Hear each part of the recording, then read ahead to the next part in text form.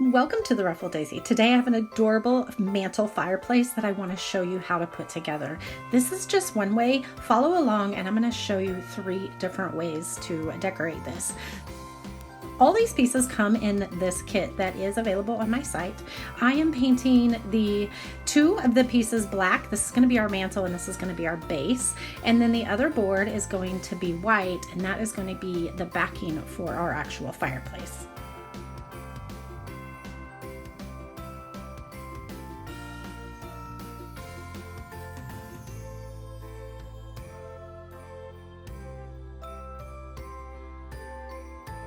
For the stockings, I did put a coat of white paint on all of them to begin with. I let this dry and then I added some red, and it really made the red a lot brighter just because it was over the white base.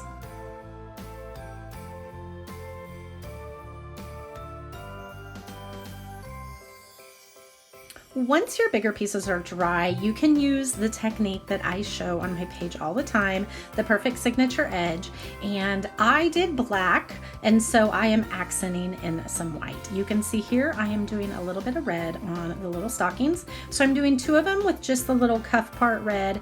The other 2 were done by just creating the stocking part in red.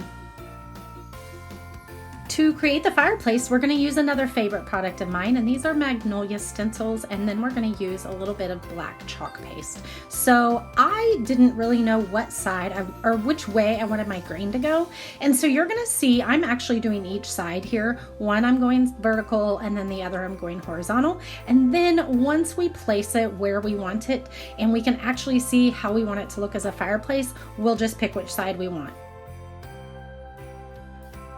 Now, if you're a really fancy painter, you can definitely make this fireplace go over the top. I know there are some beautiful, amazingly talented painters out there, but for us, we are just going to do a rectangle of black. I did use our bottom piece, as you can tell here, and just kind of traced it, and that is the line that I'm going with. So I did both sides because we're gonna see which we like better, but I just did that in black and white.